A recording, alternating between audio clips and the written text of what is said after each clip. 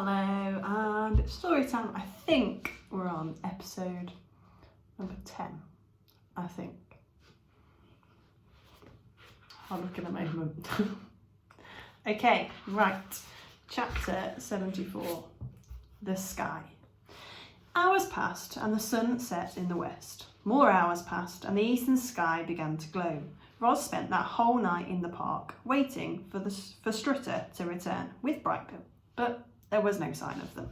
In fact, there weren't any birds in the park at all. Roz couldn't let those thoughts distract her. She needed to stay alert. The park ranger robot had seen her once or twice already, and now she heard his footsteps wherever she went. Was the park ranger following Roz? Had he noticed our robot's unit number? Would he report her to the Recos? Roz took a pathway into the woods, trying to escape the ranger's view, and that's when she heard familiar voices calling from the sky. "Where are you, Ma?" said Brightbill. "Come on out, Roz," said Strutter. Roz turned towards the voices, but only saw leaves and branches. Brightbill and Strutter were flying somewhere above the woods. She wanted to call back to them, but the park ranger was still trailing her. Instead, she followed the sound of their voices as they glided over the treetops. But then there came a new sound, a buzzing sound. It grew louder and closer. Air started blasting down from the sky, and when Roz looked up, she saw a white triangle airship floating above her. Oh no. Chapter 75, The Recos. 3 robots zipped down from the airships on cables. The ground shook as their heavy feet slammed against the cobblestones.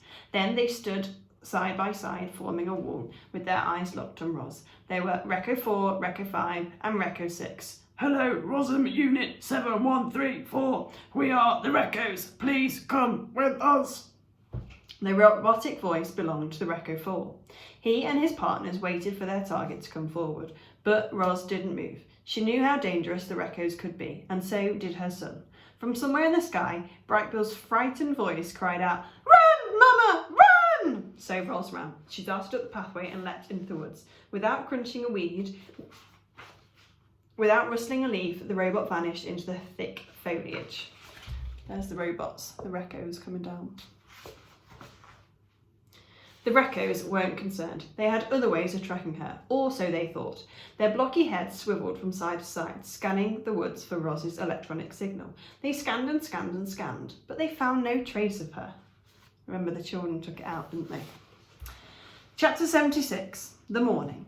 A steady stream of foot traffic was flowing past the park that morning. Several pairs of eyes noticed a Rosin robot running out from the trees. They watched as she looked around and then started marching along the sidewalk with the rest of the crowd.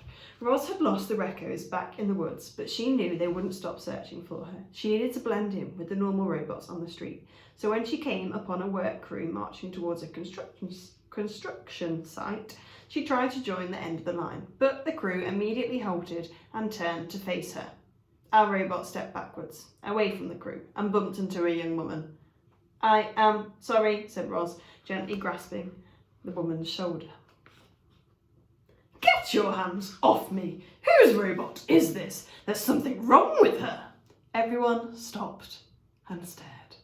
Humans pointed. Automobiles slowed. There were whispers about a defective robot on the loose. And then the white triangular airship appeared. It floated out from between tall buildings and headed for our robot.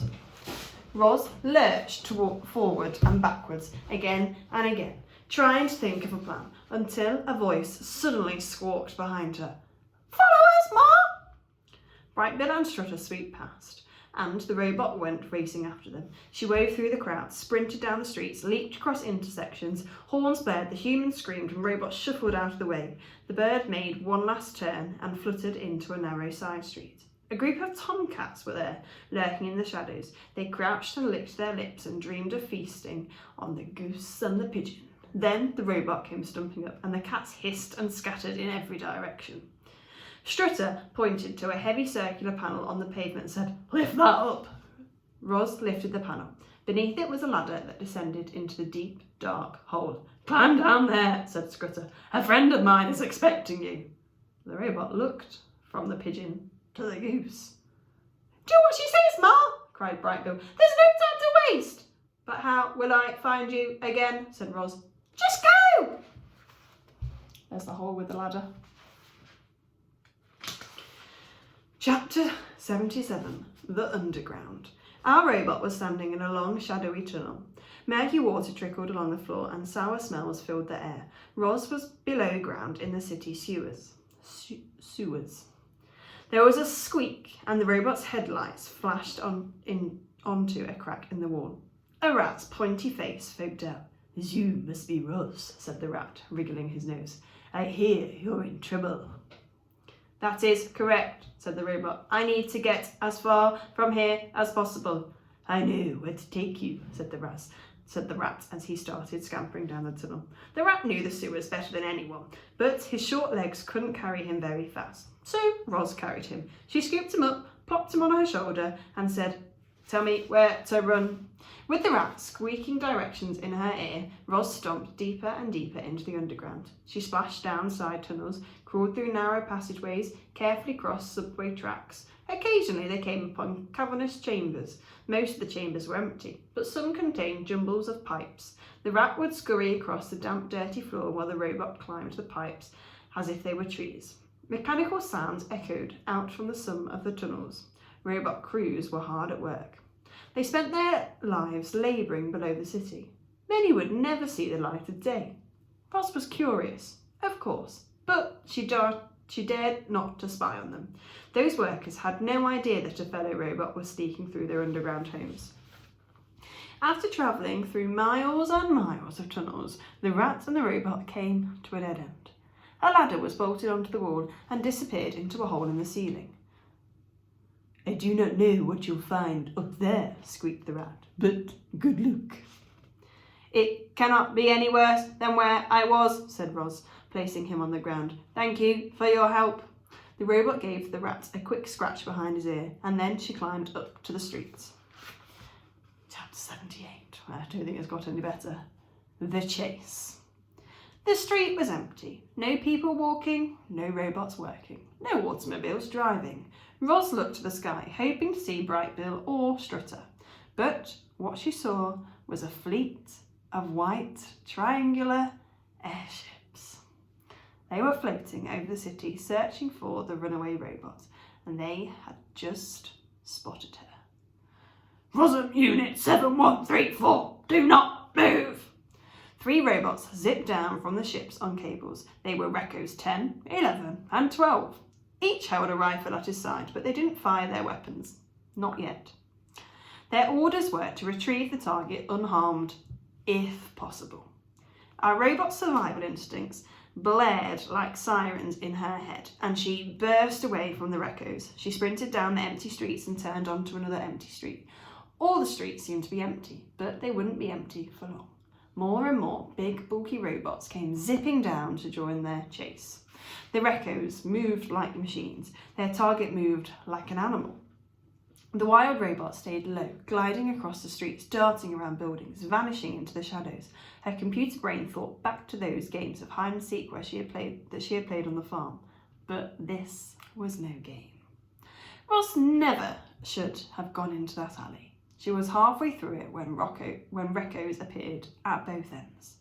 There was only one direction to go. Using all the strength in her legs, our robot launched herself high into the air and she clambered onto the side of a building. Frightened faces peered from out the windows, but Roz didn't want to frighten anyone. She just wanted to go home. The robot launched herself up and across the alley and clambered onto opposite buildings. Back and forth she went, leaping from building to building, climbing higher and higher until she landed on a flat, lofty rooftop. The sky was filled with white airships. All at once, the ships turned to Roz. Their engines buzzed as they closed in on our robot. But then came a strange swishing noise. Pigeons! Hundreds of them. Thousands of them. Wave upon wave of pigeons streamed up from the streets and swarmed around the airships. Strutter had rallied her friends from every corner of the city. They had always hated airships, buzzing loudly, crowding the cities, forcing the birds to fly low. And now a city's worth of pigeons were finally unleashing their anger. As you'd expect, the airships fought back. Blazing beams of light flickered across the skyline and left charred feathers floating on the breeze. But the pigeons didn't retreat. They tightened around the ships, distracting them, confusing them. There was a deafening screech. Little bodies fell, and the airship spiraled out of sight, leaving a trail of smoke behind it. Roz watched in a horror as more pigeons and more ships went down. She hollered for the birds to fly away, but they were lost in a fighting frenzy. Heavy feet thumped onto the roof. "Rosa, Unit 7134, do not move." What is hurting my throat? Roz didn't look. She ran from the voice, leaped from next rooftop and kept on running. Hang on. Our robot leaped up onto a higher rooftop and then down onto a lower one. Up and down she went, leaping from building to building, footsteps thundering behind her. But still, the Reccos did not fire their rifles. "Mama, I'm here!" Brightbill swooped alongside of her mother as she ran. "What should we do?" "Brightbill, you must fly to safety," hollered Roz. "It was too dangerous up here." And then, in a softer voice, the robot said, "I cannot escape." "No, Mama, you've come this far. Don't give up now." There's them chasing, you see. But Roz was finished running. She slowed and stopped at the edge of the rooftop. The goose fluttered onto her arms, and our friends held each other close. You have been such a good son," said Roz. "You have saved my life so many times, but now you must save yourself and go on without me." "Will I see you again?" said Brightbill, wiping his eyes. "I do not think so," said Roz. They still had so much to say to each other. There simply wasn't any time for it, so they said the only words that really mattered. "I love you, Mama." "I love you too, son." Airships circled above. Reccos dropped onto our rooftops. Rifles pointed at our robots. A voice boomed. "Rosen, Unit 7134, do not move." But Roz did move. She heaved her son towards the sky so that he could fly to safety, and in that instant a trigger was pulled. A blazing beam of light flashed onto our robot's leg. Damaged sensors flared as the leg turned bright orange and melted away. Poor Roz tried to keep her balance, but she was already toppling backwards, off the roof. She seemed to hang in the air, sparkling in the sunlight, and then she fell down, down, down to the street below. As Roz was falling, she took one last look at Brightbill, soaring in the sky above. She watched him get smaller and smaller. Then, suddenly, everything went dark. And that seems like a good place to stop. Don't worry, the story continues. We're not there yet. But I shall see you tomorrow.